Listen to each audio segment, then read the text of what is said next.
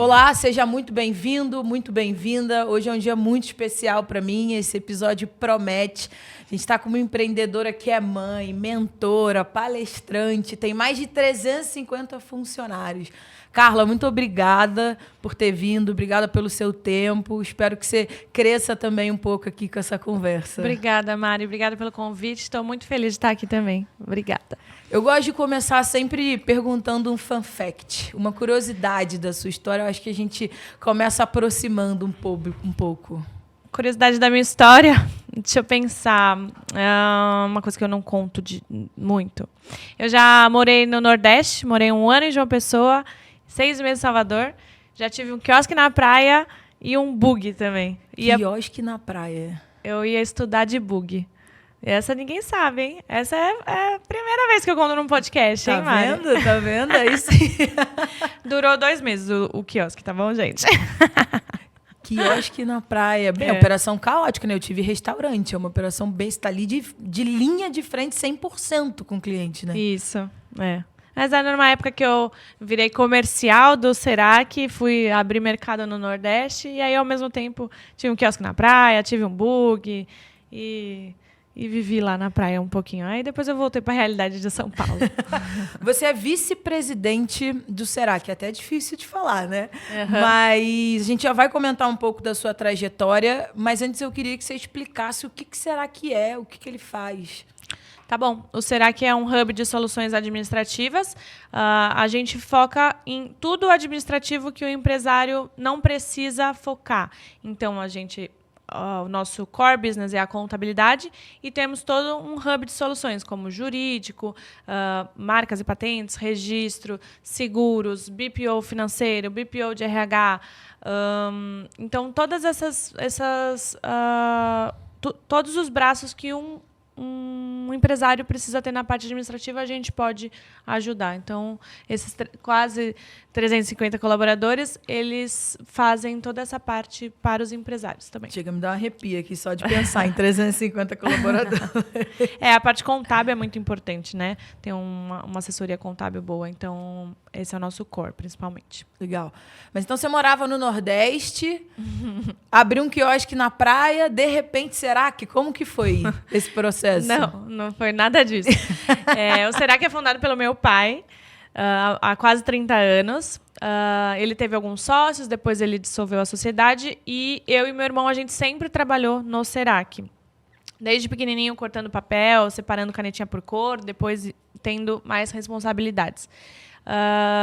E aí eu fui crescendo, fui fazer marketing, né? Eu não gostava da área contábil nem a jurídica, que era na época quando a gente era pequeno, e que eram as que eu poderia seguir. Então, eu fui fazer marketing porque eu não queria essa área. Mas sempre trabalhei lá, continuei trabalhando. A parte do Nordeste foi por uma oportunidade do meu ex-marido, que ele teve uma oportunidade lá, e aí eu fui, e como a gente não tinha esse mercado aberto comercialmente, eu fui fazer o comercial de lá. Aí fomos, não deu certo e voltamos. Beleza. Então foram movimentos separados. Foram movimentos separados, tá, entendi. Mas eu aproveitei, continuei trabalhando lá, mas eu saí um pouco das minhas funções que eu já tinha no Serac para ir para lá, fui comercial, e aí voltei. Beleza, só que nesse meio tempo, o Serac começou a crescer. E aí eu me achei na gestão de pessoas. O meu pai, nem o meu irmão, eles cuidavam das pessoas. Não tinha, porque a gente era pequeno. E eu me achei ali. Então, eu fui o RH por muito tempo, eu criei os processos de RH, processos de cultura, processos de liderança, tudo fui eu que criei. Desde os 20 colaboradores, mais ou menos, até hoje, que a gente tem 300. Então, toda essa parte. E aí, eu nunca exerci o marketing, né? Agora a gente exerce mais, mas nunca exerci o marketing e fui para a gestão de pessoas e foi ali que eu segui em frente. Então você sempre empreendeu, basicamente, né? Sempre. Com um grande exemplo ali dentro de casa, seu pai, né? Isso. Então sempre fui do Serac, não saí do Serac e fomos crescendo. E hoje eu e meu irmão somos os vice-presidentes. Meu pai ainda atua na área que ele gosta, na área que ele se identifica e também para trazer essa proximidade também com o presidente da empresa. mas eu e meu irmão que tocamos a empresa hoje em dia, com alguns outros sócios também. Legal. E esses sócios era do time? Vocês subiram? Como Sim, foi? todos eles eram do time e a gente foi subindo, todos Legal. eles. Legal. Tem alguns empresários que, em algum momento, eles decidiram trilhar uma carreira solo, não escolheram um papel ali de fazer sucessão ou de trabalhar junto com a família, porque o pai já tinha empresa, ou a empresa era da família. Em nenhum momento você se questionou e pensou em abrir uma empresa só sua, ou para você nunca foi um problema trabalhar com seu pai, com seu irmão? As duas coisas. Eu gosto muito de viajar, essa é outra fanfic, se bem que essa não é... Essa todo mundo sabe que eu gosto muito de viajar. E quando a gente ainda era menor... Detalhe, você consegue tirar férias? Porque empresário não tira férias, viaja só, né? Eu viajo com o WhatsApp ligado. Aí é bom, porque aí eu viajo mais vezes do que umas férias. Acho que eu gosto... Então é isso, é 100%. Esses dias não, faz um tempinho, eu e meu irmão, a gente estava subindo o elevador lá do Busch Gardens de Orlando, falando de trabalho, e falando assim, agora é a hora que a gente despenca. Beleza. E aí despencamos, é isso. É a vida do empresário. Ao vivo aqui. Fazendo reunião, subindo elevador. Tá bom. E aí, na época das viagens... na época que a gente era menor e eu ainda conseguia conciliar outras coisas, e eu também não era mãe nessa época, talvez. Eu tive um plano B, que era... Eu fazia roteiros personalizados de viagem. Eu cheguei a comercializar isso, eu tive uma parte do Serac. Mas nunca pensei em sair do Serac para assumir isso. Mas, por um tempo, eu fui roteirista de viagem para outras pessoas e etc. Aí, agora, eu faço no máximo as minhas e olhe lá. Porque o tempo, aí eu priorizei para outras coisas.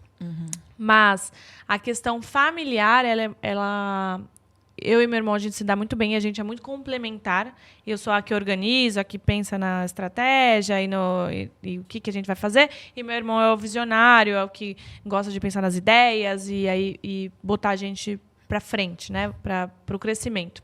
E o meu pai é um pouco das duas coisas. Então, os três, a gente conseguiu ter uma harmonia muito boa. O que, quando a gente fala de sucessão, é importante dizer que o sucesso ali da sucessão é o do pai, o do líder. Então, ele precisa, sim, entender que a experiência dele vale muito, mas ele precisa entender que o mundo vai mudando e ele precisa absorver as ideias do jovem. Então, quando o jovem vem com uma ideia, é muito importante que ele aceite a ideia. Vai lá, vai fazer. E ele sempre aceitou?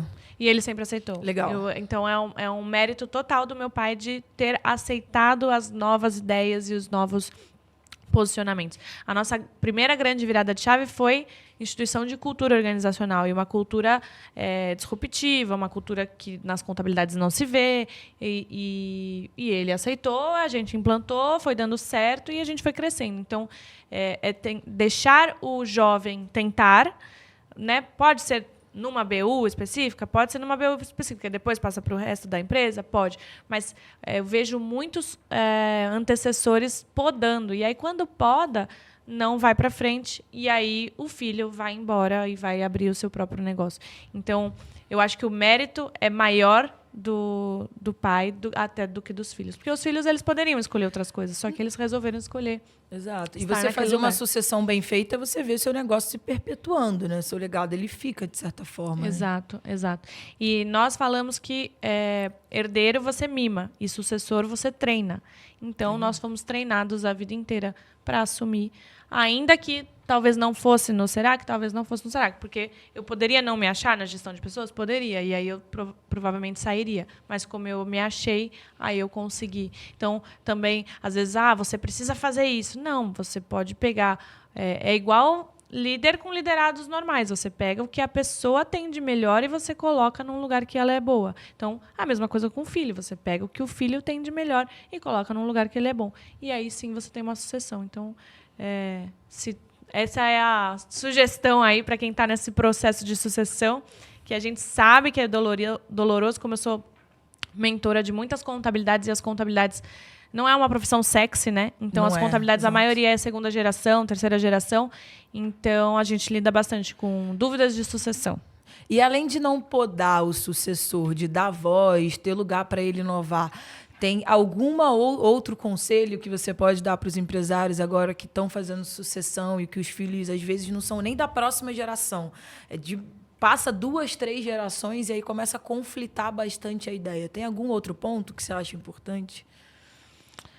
Eu acho importante também não só pensar nos filhos, mas nos seus sucessores dentro da empresa. Então, os líderes que você tem, né? Então, treinar as pessoas dentro da sua empresa para se tornarem líderes, para fazer essa sucessão e depois, se pula uma geração, eles vão treinar os seus filhos. Então, às vezes a gente fica muito preso no... não, tem que ser meu filho, mas pode ser um sucessor liderado seu, que cresceu com você, que está ali, que está pronto, que está se especializando, que está com vontade de ser o seu sucessor. Então, eu acho que é isso. Sair um pouquinho fora do tradicional e pensar em quais outras estratégias você tem para perpetuar a sua empresa. Ou preparar ela para vender também, é uma opção, né? Eu, na Babup, cuido da parte de receita, né? Então, a parte de marketing, de vendas fica comigo. E o Dani, até por a gente ter perfis complementares, fica com a parte de entrega, financeiro. Eu gosto de vender e eu falo que eu não gosto de financeiro, mas eu gosto de olhar. Então, eu gosto de entrar na conta, gosto de ver quanto que está dando resultado. Mas só de pensar em financeiro e contabilidade chega a me dar um embrulho no estômago. É normal. Um desespero. Eu queria aproveitar, a gente já começou quente aqui falando de sucessão, mas queria trazer outra pauta, falando de financeiro e contabilidade. O que os empresários precisam urgentemente parar de fazer, Carla? Não só financeiro e contabilidade, mas qualquer parceiro estratégico. O que os empresários precisam fazer é parar de perder dinheiro. Mais importante do que ganhar dinheiro é você não perder o seu dinheiro. Mas não vira um chuveiro, né? Entra por um cano e sai por um monte de buraco. Exato. Legal essa associação. Gostou? Então, às vezes a pessoa quer economizar num parceiro estratégico que não é tão qualificado, que não tem boas referências, né? E a gente sabe que tem. A gente sabe que tem bastante por aí. Não só contabilidades, mas advogados ou softwares, né? Para de economizar o seu dinheiro, tenha um parceiro estratégico bom para que você não tenha problemas no futuro. Então, um contador que não é tão bom, mas que não vai te prestar um serviço consultivo, né? Uma estratégia de como você fazer uma tributação. Aí depois você descobre que você pagou mais tributo a mais, ou que ele não está te enviando tal guia e você vai pagar todas as multas e juros e etc. Vai ter que entrar no parcelamento, enfim, tem diversas estratégias. Então, muitas vezes, não, agora que eu sou pequeno, eu vou começar pagando pouco. Mas realmente é o que você precisa para o seu futuro, que precisa para crescer. Então, é super importante essa pauta, assim, de veja se essa economia é aquela economia burra ou se realmente é uma economia boa, né? Tipo... Legal. Mas quais são as evidências de um contador bom? Então, a gente, como empresária, sabe que a rotina ela vai afogando a gente e, sem querer, a gente está dentro do operacional. De vez em quando, tem que fazer um exercício de dar um passo para trás e falar, opa, eu estou muito inserido aqui dentro do operacional. Por um empresário que está ali faturando seus 6, 7, 8 milhões no ano e que está muito inserido no operacional por causa da rotina dele e, às vezes, ele está terceirizando isso para um contador, como que ele sabe que se de fato o contador dele é bom, se o contador dele está como pró-negócio? Quais são as evidências para ele avaliar? Você pode começar perguntando se existe alguma coisa que ele pode fazer que você pode fazer para economizar dinheiro, né? Como que tá meus impostos aí? Por que eu estou pagando tudo isso? Me explica.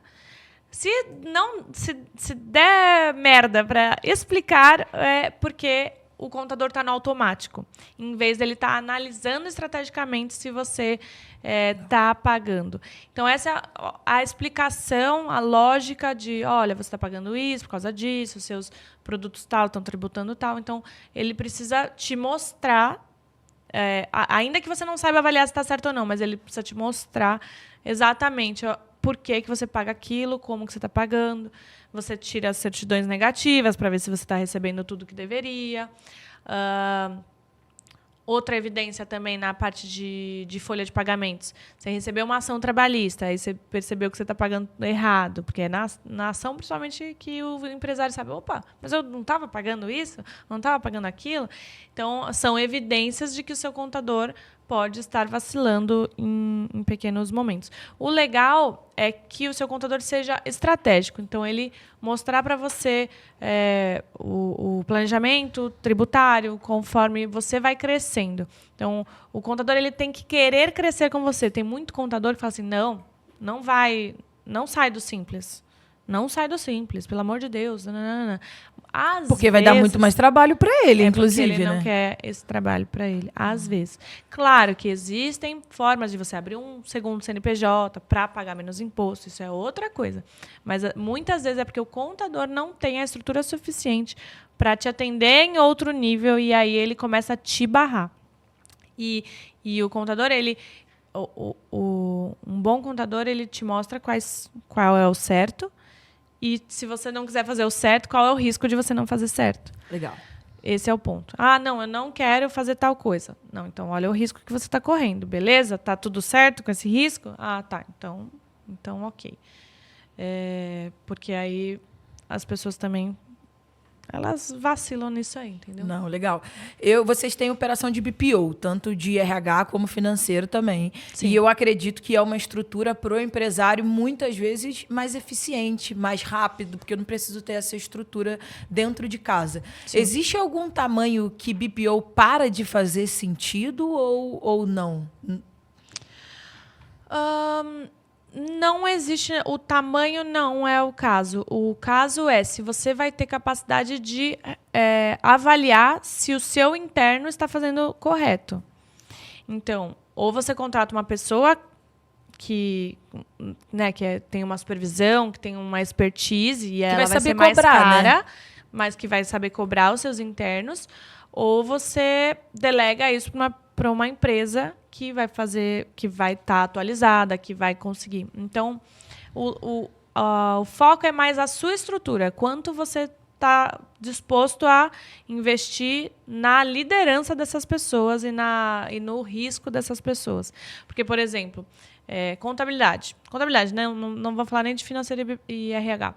Se você resolve botar interno, se os seus funcionários tiverem um erro, e se ocasionar numa multa para você, você vai pagar o erro, a multa, tudo. Uhum. Se você contrata o Serac, o erro é contratualmente pago pelo Serac. Então, a diluição de risco é menor. Fora que se o seu funcionário fica doente, o líder, você não tem quem repor. Ou você vai ter que contratar outro para repor. No Serac, não. É uma empresa maior que vai conseguir. Então, vai depender muito da estrutura que você tem. Às vezes, são grandes empresas que não querem correr esse risco. Tem grandes empresas que acabam internalizando porque é mais fácil. Tem grandes empresas que acabam contratando porque é mais fácil. Então, vai muito de acordo com a expertise do negócio mesmo. Quando a gente começou a BubUp, a gente começou fazendo BPO comercial. BPO é muito bom para você estar na pele do cliente, né? É quase que um laboratório para vocês, provavelmente, também dentro do Serac. E aí, do BPO, você vai construindo novos produtos, porque o BPO faz você estar colado com o cliente, né? Uhum. Você consegue ter novas ideias das necessidades dos clientes. Isso é bem legal mesmo. Boa. Mas, voltando aqui para a história, Carla PFPJ. Você fez marketing, hoje você cuida de pessoas, inclusive é o assunto que a gente vai mais debater agora para frente. Como que foi essa transição? A transição foi o que eu te contei, né? Que a gente começou a crescer e aí precisou de processos de RH. Eu comecei, na verdade, calculando folha de pagamentos. Eu entrei no... Não, mas na sua construção como empresária, foi tudo bem para você ter largado o marketing? Ou quando você viu, você já estava fazendo gestão de pessoas? Você estava apaixonada? Quando eu vi, eu já estava fazendo gestão de pessoas. E aí, na hora que eu lembro, num período da faculdade que era para fazer o estágio, vamos dizer assim. Aí eu falei, não vou fazer. Eu vou continuar trabalhando na minha empresa. Legal. E aí, foi meio que naturalmente, assim. Acho que foi naturalmente. E aí E aí fui crescendo, aí depois eu contratei pessoas abaixo de mim no RH, depois virou gerente, eu fui saindo da gerência. Hoje eu cuido da alta liderança, né? Faço reuniões com a gerente de RH e faço reuniões com todos os gerentes da operação. Mas eu cuido da alta liderança. Então, para mim, essa transição foi tranquila. E aí estudei, mas a Street Você fala University com uma é muito bom. naturalidade que você cuida da alta liderança. Como que se garante que o que você quer está chegando na ponta? Como eu garanto? Não garante. Primeiro, você não garante nada. Até porque comunicação é um bicho de 7 cabeças, né? Principalmente para uma grande empresa. Mas como que eu faço para que a mensagem chegue o mais próximo possível? É trabalhando, sim, a liderança. Então, no Serac dos 300, a gente tem 50 pessoas que a gente chama de Liga do Serac. Essa Liga do Serac são os líderes, gerentes, supervisores e coordenadores, e também cargos estratégicos, que todo o comercial é da Liga, todo o jurídico é da Liga, e alguns outros, e o marketing é da Liga, enfim. Ali são as pessoas que a gente bate cultura o tempo todo. Então, e são as pessoas que estão próximos a nós. Então, quando você está próximo do time, eles se inspiram, se espelham, e aí, naturalmente, vira uma cadeia, né? Que é a cultura que é top-down. Então, a gente está bem próximo desses 50. Eu, meu irmão, meu pai e os sócios também, que também estão dentro dessa liga. Então, a gente tem uma cultura muito próxima. E aí, sim, eles descem essa cultura para os níveis abaixo. Então, garantir é utopia, mas a gente trabalha esses 50 para que aí chegue. E aí esses 50 fica um pouco menos, desafoga, né? A gente não precisa falar com os 300. Mas a gente tem os treinamentos também, que é para a base, que é para a operação. A gente tem as meritocracias, que a gente está sempre... Então, tudo relacionado à cultura tem sempre alguém ali trabalhando. Mas, óbvio, que, respondendo a sua pergunta, garantir, a gente não garante nada. Não garante nada, né? Não, muito bom. E quais são os recursos que você usa assim, no dia a dia? Você faz, por exemplo, uma avaliação 360? Você já falou de treinamento. Quais são os outros recursos que você usa para poder fazer a manutenção dessa cultura? Eu vi que vocês fazem festa de final de ano bem legal também. As festas, na verdade, são um ponto da nossa cultura. A gente faz pelo menos 4 festas por ano. E a gente também tem, dessas 4, 2 são 100% da empresa e 2 são colaborativas. Então, os departamentos eles se juntam para cada um faz uma parte. Então, para a gente mostrar que também, como é da nossa parte, mas também é da parte do colaborador. Então, todo mundo se ajuda e faz as 2 festas. A gente gosta de reuniões, né? Bastante não. Assim, faço reuniões pontuais para o planejamento sempre. Eu faço meritocracia mensal. Então, os colaboradores eles têm pontuações para atingir e nessa meritocracia eles vão e ganham em dinheiro na frente de todo mundo. Então, tem o reconhecimento financeiro. Mas essa pontuação é baseada em quê? Tem 2 pontos gerais, que é o quantitativo das entregas deles, aí depende de cada departamento, que é o quantitativo, e o qualitativo, que são pontos de cultura. Então, se, por exemplo, um dos nossos chaves é atendimento. Então, se ele teve coisas boas de atendimento, elogios, ele pontua mais. Se ele teve problemas de atendimento, ele pontua menos. Então, tem coisas tanto quantitativas quanto a parte qualitativa, que é basicamente pontos da cultura. E aí eles recebem a meritocracia mensal. Além da anual, que aí tudo isso vira uma anual. E aí, no final do ano, a gente premia com viagem nacional, internacional, dependendo do cargo. Na última, a gente teve sorteio qualificado de um carro. Quem estava qualificado teve o carro sorteado. Então, a gente vai... o processo, né, até da outra pergunta, o processo de gestão de pessoas, ele tem que envolver a sua cultura, sempre metrificando a sua cultura e sabendo que o funcionário vai ser beneficiado por ela. Então, para que chegue e as pessoas... Ou elas fazem porque elas se inspiram, ou elas fazem porque elas vão ganhar algo. Então, esse é o ponto. A cultura ela é um processo que ela precisa ser implantado, metrificado e sempre corrigindo a rota. Eu vejo que a realidade hoje de vocês, pelo ponto de vista cultura, pelo que você está compartilhando comigo, é um desejo de muitos empresários hoje, né? Então, mas às vezes também eu sinto que o empresário não sabe por onde começar. Então, ele quer dar sociedade para o colaborador porque ele tem medo de perder e o colaborador é core. Ele quer dar bonificação, mas ele não sabe calcular essa bonificação. Eu dou 10 vezes o salário, eu dou 5 vezes o salário. Eu só dou para a área comercial, eu dou para todas as áreas comerciais. Por onde você começou a fazer esse processo? Foi um diagnóstico? Você terceirizou? Faz muito tempo, Mari. Como que eu comecei? O que eu lembro? Que meu pai e meu irmão, a gente fez um treinamento online de mentalidade. E a gente falou assim... Treinamento sempre teve muito presente na vida de vocês, então, né? Que a gente não tinha feito e a gente falou, nossa, a gente precisa fazer algo parecido para os nossos colaboradores, para que eles também se energizem, se queiram, né? A gente fala que a gente monta um exército rumo aos nossos sonhos, todo mundo no mesmo sonho.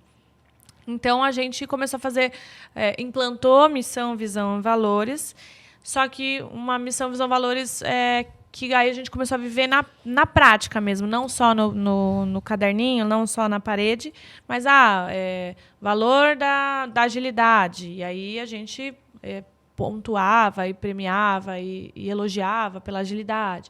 Aí que a gente começou a fazer umas festas mais legais, porque antes, quando meu pai tinha outros sócios, eram umas festas muito chatas, ninguém queria isso. E a geração do propósito e tudo mais, então a gente vai modernizando. Então, a gente viu que a gente precisava modernizar. E aí, tudo foi para a modernização, inclusive, com o time. Uma coisa que eu gosto muito de falar é que, se você tem salário fixo, o trabalho do colaborador é fixo. Ele não vai querer trabalhar mais se você não premia. Então, para todas as áreas e quase todos os níveis de atendimento, o salário do Será que é variável. Não 100%. Tem gente que tem salário mais variável e tem gente que tem variável total. Mas esse variável é para o autocomprometimento de que a pessoa vai fazer a sua função. E se ela trabalhar mais, porque ela está querendo mais, porque ela quer crescer e tal, ela vai ganhar nesse variável mais. Então, esse é um ponto. Só que esse variável, mesma coisa. Tem a produtividade e tem as questões de cultura. Porque aí a pessoa se adequa na produtividade e se adequa na cultura. Então, de analista júnior para cima, então, só tenho duas funções que não tem, que é assistente e auxiliar. De analista júnior para cima, eles têm a gente chama de adicional de produtividade, e ele é variável. Porque se ele atingir mais do que é o esperado, ele vai ganhar mais, e se ele atingir menos do que o esperado, ele vai ganhar menos. Então, tem uma autorresponsabilidade muito grande ali do colaborador. Isso foi um bom ponto de crescimento para a nossa empresa. Talvez, se o empresário, que está meio perdido, conseguir metrificar, porque tem as metas, não tem jeito. Independente do ramo, do segmento, tem as métricas. Uhum. Então, se ele conseguir metrificar pequenas coisas, não precisa ser muita coisa, e vou botar R$100 a mais no seu salário, mas se você fizer mais, você vai ganhar 120, você ganhar mais 150 e tal. Coloca para você ver. O colaborador vai fazer mais. E aí, agora ele está atingindo 300. Bom, dá uma promoção para o cara. Sim. E aí, tem um teto, e aí né? vai crescendo. Sim. Então, é uma coisa que mexe com a chavinha. Assim, se você está com salário fixo, ele vai entregar só o que ele foi contratado. Eu costumo dizer que o órgão que dói mais no ser humano é o bolso, né? Exato. Ou dói ou deixa mais feliz. Ou deixa mais feliz. Enquanto você está falando, fica muito claro a importância de ter alguém na empresa, da alta liderança, olhando para pessoas. O que o Será que ganhou como empresa quando você começou a olhar para pessoas? A gente ganhou uma visão humanizada e ganhou... Porque é muito louco. Eu comecei a olhar de pessoas, mas eu sou bastante números e processos. Então, ganhou a visibilidade de você ter... É uma visão de pessoas, mas não é uma visão romântica. Não é uma visão romântica, isso. Então, você ter que cada pessoa tem um determinado trabalho para entregar, ela vai te dar um determinado valor de lucro, E se ela não te entregar, ou ela precisa mudar de área, porque pode ser, porque aí você identifica perfis e decola a pessoa em outras coisas, ou ela tem que sair. Então, ganhou do tipo, não é um achismo, sabe? Porque a gente vai, no gestão de pessoas, a gente vai no achismo, vai no relacionamento, quem conversa melhor, quem é mais agradável, tal. E não isso é um pouco? É um pouco, porque relacionamento é bom, mas não é tudo. Então, aí você consegue ter clareza no que você precisa fazer com cada pessoa e o que você precisa fazer para chegar lá. Então, quando alguém vem pedir para mim até hoje, um colaborador a mais, eu falei, me traz os números. Quero ver por que você precisa de um colaborador a mais. Porque fulano está fazendo muita hora extra, que o valor é X. Se eu tiver uma pessoa, o valor vai ser X menos X. Então tá bom, então pode contratar. É basicamente isso, é uma clareza do que você precisa fazer com as pessoas. É mexer nas peças do quebra-cabeça. E aí, juntos, chegar no... Nosso maior valor na Baobab é somos intolerantes ao achismo. Então, é 100% isso que você está falando, né? Eu acho que eu tenho que dar bonde. Não, você não acha nada. Vai metrificar, vai olhar primeiro, vai ter reunião de feedback. Daí, você vai tomando essas ações, né? Mas eu sinto que o empreendedor hoje, ele quer chegar nesse nível de maturidade que a Serac tem hoje, mas ele ainda é muito resistente em colocar uma pessoa só para olhar para o RH, né? Só para olhar para o departamento de pessoas. Normalmente, eu tenho a menina que cuida disso lá, tal, o que ela faz? Ela faz folha, aí você vai ver, é DP, não tem nada a ver com pessoas. Ou só ver quando que é o aniversário. Exato. E dar um bolinho, é só isso. Assim, óbvio que o pequeno empresário, dependendo, a menos que tenha investidor, etc., mas o pequeno empresário, ele ainda não tem o budget para ter uma pessoa focada. Então, eu sempre indico que você veja quem é melhor com pessoas e que por exemplo, 2 sócios. Quem é o melhor com pessoas? Fulano. Beleza. Esse aqui, 1/3 do seu tempo tem que ser direcionado para pessoas. Analisar os números, analisar as pessoas, fazer os feedbacks, etc. Tá bom. A partir de quanto eu preciso ter para ter uma pessoa focada? Eu digo em torno de 30 colaboradores. A partir dos 30 colaboradores, você precisa ter uma pessoa.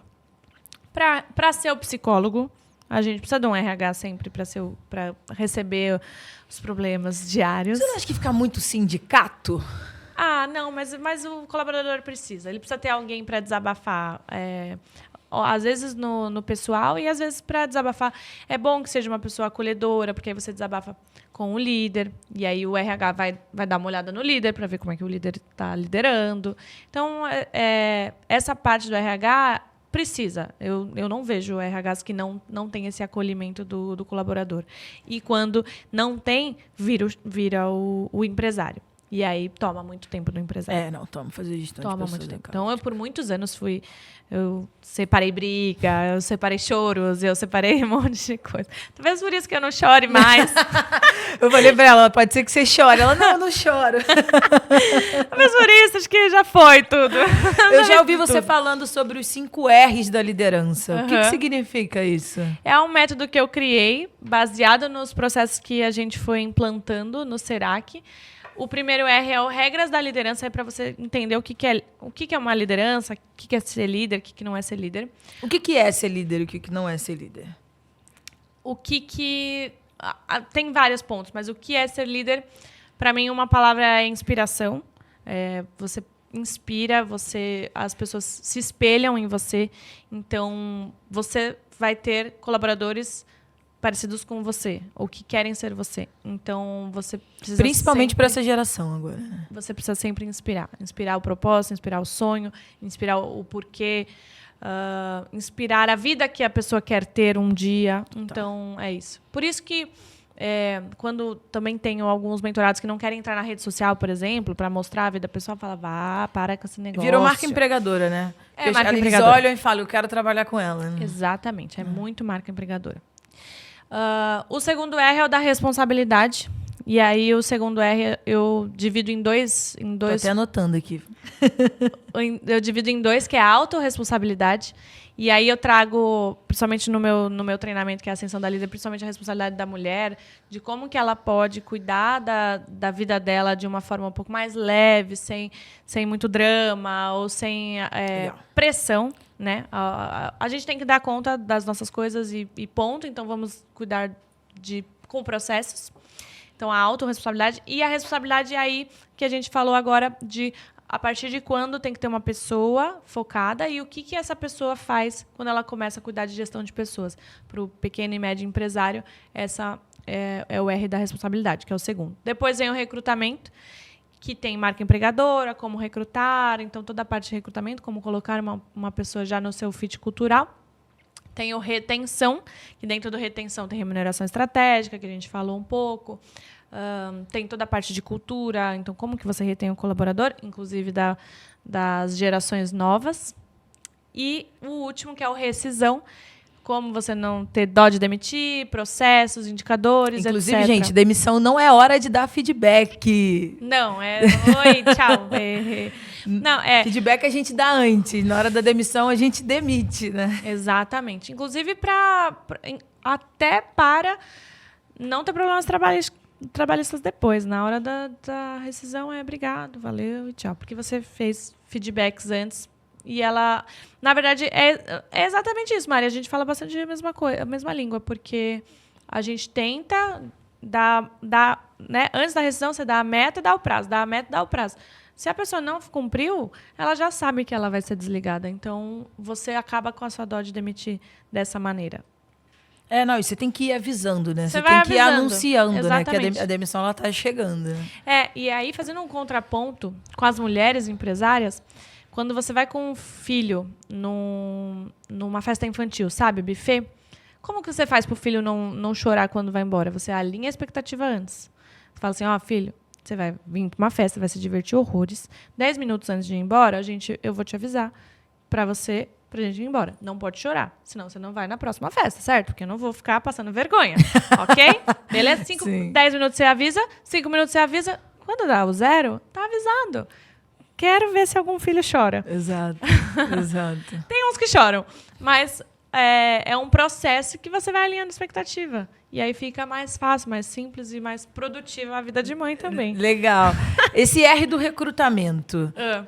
Vamos voltar aqui para a realidade do empresário que ou contratou alguém para olhar para pessoas e está um pouco estressado, porque tá, às vezes essa gestora ou essa diretora está com um olhar muito romântico e naquele tom muito de fofoca dentro da empresa, ou ele ainda não contratou. O que uma pessoa de pessoas precisa ter e o que ela precisa analisar? Aí, na hora eu estou falando como no olhar do empresário mesmo, na hora de recrutar essa pessoa que vai ser seu braço direito para olhar para isso.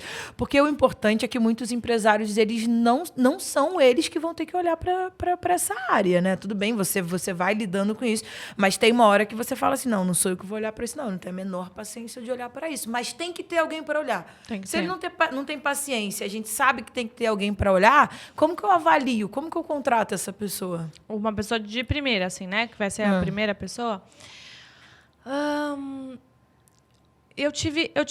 A minha trajetória foi um pouco diferente. Eu fui subindo uma pessoa da operação. Então, eu coloquei para me ajudar primeiro, né?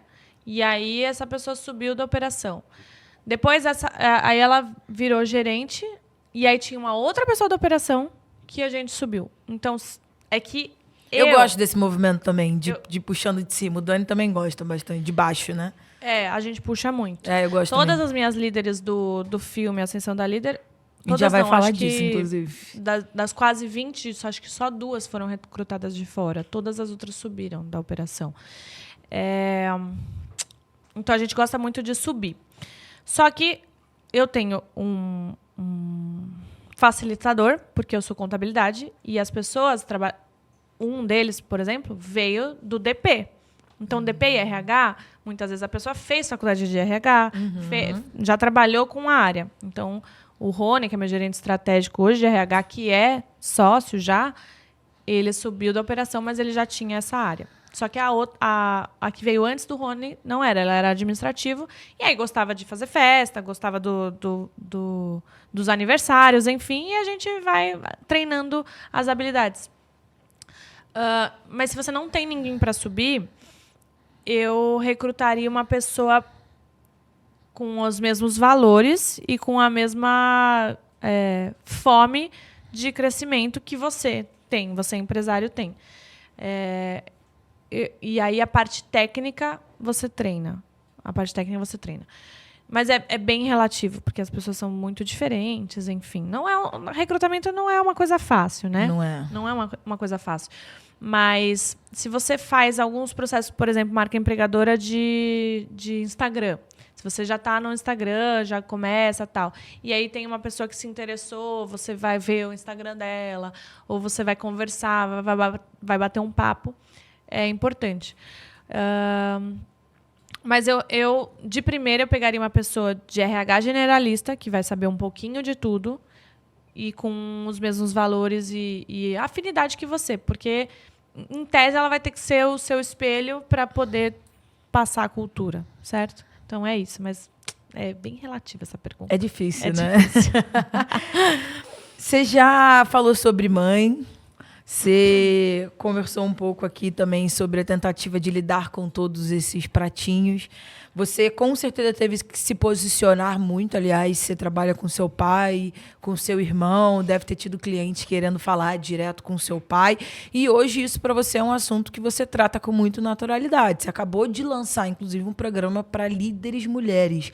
Qual que é a sua relação com esse tema hoje? Eu sei que a minha realidade do meu dia a dia é muito diferente do que lá fora, vamos dizer assim. Porque o meu pai e meu irmão não tem nada de machismo, vamos dizer assim. Eles não têm. E dentro da empresa, como eu fui a alta liderança de pessoas, nunca se teve distinção entre homem e mulher. A gente distingue pela entrega e pelo comprometimento, e é isso. Tanto que no filme do treinamento tenha 18 líderes mulheres.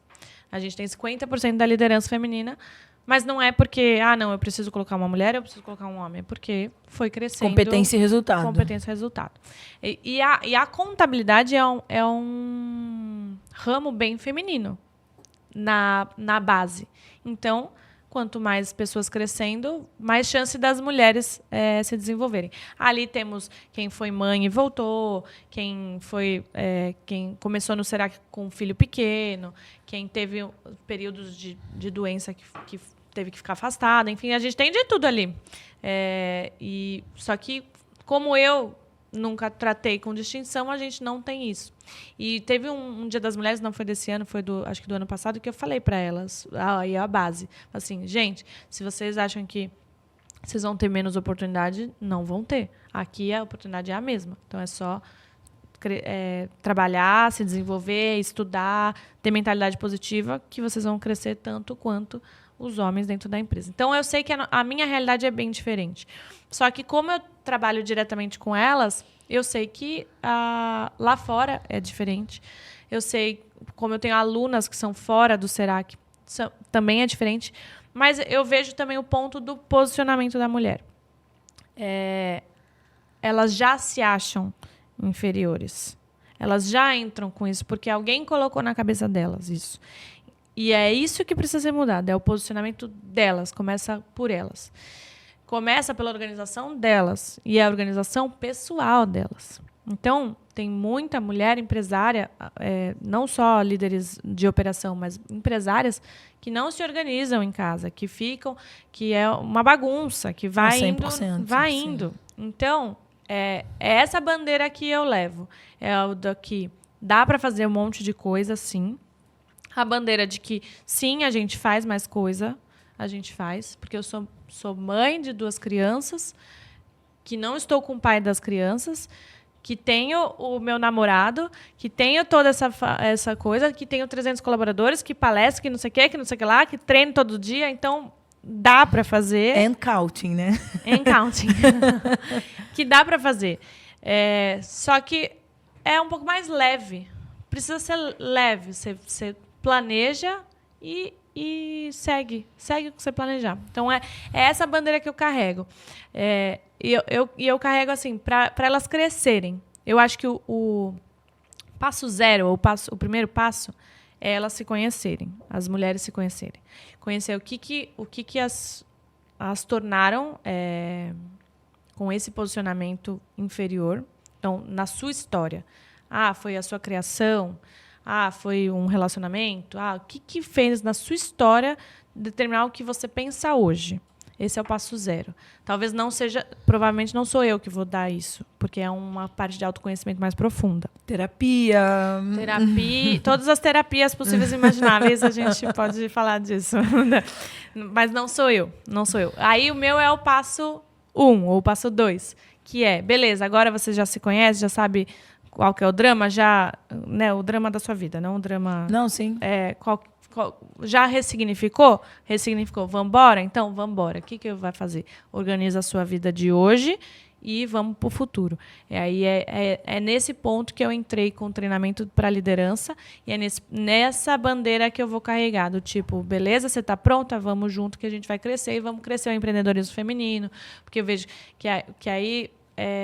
não se especializa, aí vai abrir um negócio. Eu gosto de fazer isso. Beleza, gosta. Mas vamos trabalhar de gestão, vamos trabalhar de resultado, vamos trabalhar... Então, é esse ponto, entendeu? O empreendedorismo feminino, eu acho que ele é... Como a gente começou depois, obviamente que ele é mais inicial do que o masculino. Quem começou. Então, beleza, você está começando uma empresa... Você está começando uma empresa agora? Então tá bom. O seu core você já sabe, porque acho que você já fez, né? Você escolheu o core, então beleza. Mas vamos falar de gestão agora e da sua organização. E é isso que eu trabalho com as minhas alunas. Não, legal. Quando você teve filho, no começo ali de conseguir conciliar o Serac e você tinha acabado de ser mãe, em algum momento você se sentiu culpada por deixar seu filho em casa para sair para trabalhar? Não. Quais foram os meus pensamentos? Primeiro, como eu sempre fui empresária, eu fazia o meu tempo. Então, a minha filha, até 8 meses, eu trabalhei com ela, né? Ou de home, ou indo, eu podia levar, porque a empresa era minha, sempre foi. Legal. Uhum. Tá bom? E o meu filho, 6 meses. Eu não por pensamento meu, eu não coloquei babá, eu sempre mandei eles para a escola, porque na escola eles aprendem a ser mais sociáveis, mais rápido, eles aprendem por observação, eles dormem bem, eles se cansam bem, então a produtividade maternal depois é melhor. E aí eu pegava na escola e voltava. Então, de vez em quando a gente se sente, até hoje, né? Agora eu fiz 16 dias direto de eventos e eles ficaram com o pai. Agora esses dias eles estão comigo. Então, me senti culpada que eu fiquei 16 dias praticamente trabalhando insanamente. Me senti um pouco, né? Não vi tal coisa, tal. Mas acho que faz parte. Eu acho que é muito melhor que eles vejam que é uma mãe que prospera, uma mãe que inspira, uma mãe que está com um filme da Mulher Maravilha, com 18 líderes mulheres.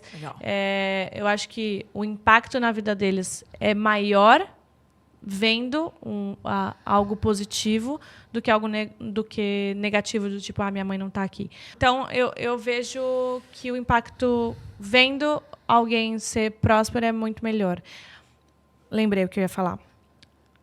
Só que você não pode chegar em casa reclamando do trabalho. Como que a gente muda a próxima geração, que não é essa que não está querendo trabalhar? É a dos seus filhos. Chegando em casa falando quanto foi bom o seu trabalho. Legal. Qual o futuro que você vai ter com aquele trabalho? Onde que você vai chegar com aquele trabalho? Porque quando você chega reclamando que foi péssimo, que você... seu filho vai o quê? Não vai querer trabalhar. Minha mãe não está aqui comigo. Só reclama do trabalho, fala que é chato. E se eu peço alguma coisa para ela comprar, ela não me dá? Não está adiantando nada esse trabalho, certo? Então, é isso que talvez lá no futuro, é isso que eu acredito, que não chegue reclamando do trabalho, fale as coisas boas para o seu filho, que vai ser seu sucessor, que vai gostar de trabalhar e vai se inspirar em você, porque ele é seu primeiro liderado, o primeiro que vai ser inspirado. Grande lição, né? Grande lição. Teve mais alguma outra lição que você aprendeu nessa jornada empreendedora, que a sua, inclusive, começou muito cedo? Outra grande lição... não, o que eu levo hoje para a jornada empreendedora é que você cuida do seu time para ele cuidar da sua empresa. Você cuida das pessoas e as pessoas cuidam da sua empresa. E aí você tem mais tempo e mais tempo e mais riqueza para crescer e para cuidar da sua estratégia. Então, o que eu levo hoje é cuida do seu time e eles cuidam da sua empresa. Falando de futuro, você que é especialista em pessoas, uma aula para a gente aqui hoje. O que a gente pode esperar de uma área de pessoas nos próximos anos, para essa geração que está chegando agora no mercado de trabalho, que inclusive é uma geração muito difícil de contratar, né? Porque é uma geração que nasceu com o celular na mão, onde eles têm alguns exemplos de adolescentes jovens que ficaram ricos na internet. Tudo bem que a gente sabe que é a maioria, mas como que a gente traz para dentro da empresa essa geração e como que a gente lida com ela para os próximos anos? A gente sabe que é desafiador, mas a gente precisa entender o que eles querem. Né? A geração que chegou no mercado de trabalho já é uma geração que pede por um propósito, pede pelo crescimento. Então, você precisa mostrar como você está crescendo. Eu gosto também de mostrar... Como a empresa consegue fazer ele crescer, como né? faz crescer. E também gosto de mostrar a trajetória até a anterior. Assim, olha, estávamos deste formato e tínhamos essas pessoas. Hoje estamos desse formato, essas pessoas estão aqui, ó, onde você... E daqui X anos eu vou ter esse formato, que essa é a minha meta, estou trabalhando para isso, e você vai estar junto ou não vai estar junto, mas eu vou chegar nessa meta. Mas se você estiver junto, provavelmente você vai estar nessa posição. Então, trazer um histórico ali para que eles entendam. O que a gente falou durante aqui, a marca empregadora pessoal é muito importante. Então, as pessoas, eu e meu irmão, a gente recebe bastante contato querendo trabalhar no Serac, porque o que eles veem, o que é mostrado, e que a gente não precisa mostrar tudo, mas a gente precisa mostrar estrategicamente. Eu falo isso sempre, Instagram é recorte. Exato. Recorta o que você quer mostrar. Exatamente. Então, a marca empregadora é muito forte nesse sentido, mas... E o que a gente falou lá no comecinho da sucessão.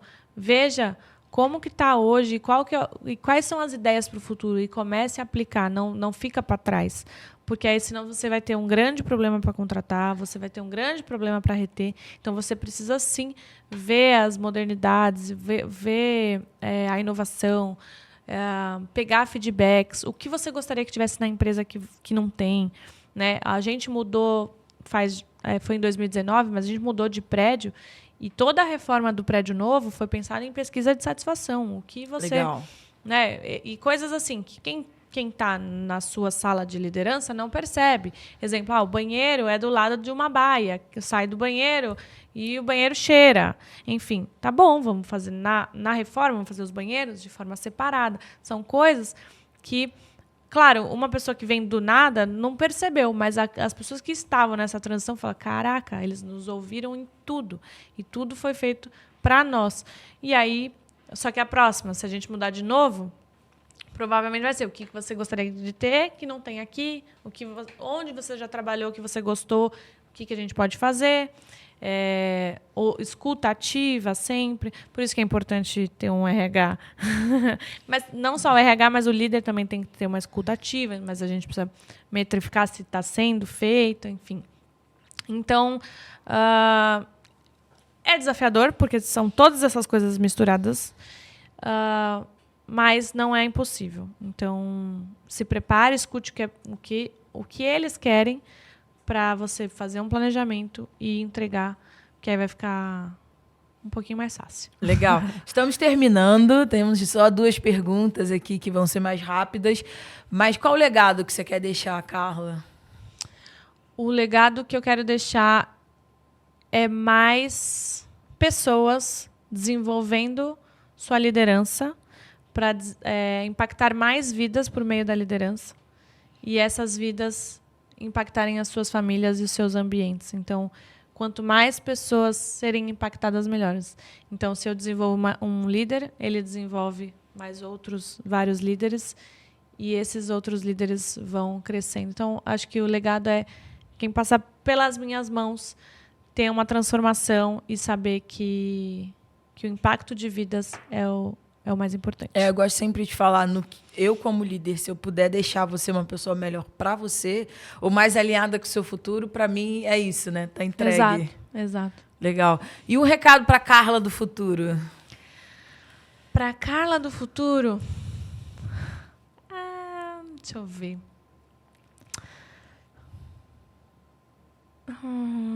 Pra Carla do futuro, eu diria que... Ih, que estranho, eu não sei. A Carla do futuro. Eu diria... Parabéns, você conquistou. Que você chegou lá, né? Chegou lá. E tá muito feliz fazendo suas viagens maravilhosas com quem você ama. E é isso, não sei. Não sei. Tem uma coisa que me irrita bastante é quando alguém fala assim, qual que é o sentimento de estar onde você tá? Eu já sabia, a gente é determinada, não é o sentimento, é o sentimento de conseguir o que eu queria. Não tem nenhuma surpresa nesse processo, né? Então, assim, realmente futuro é parabéns.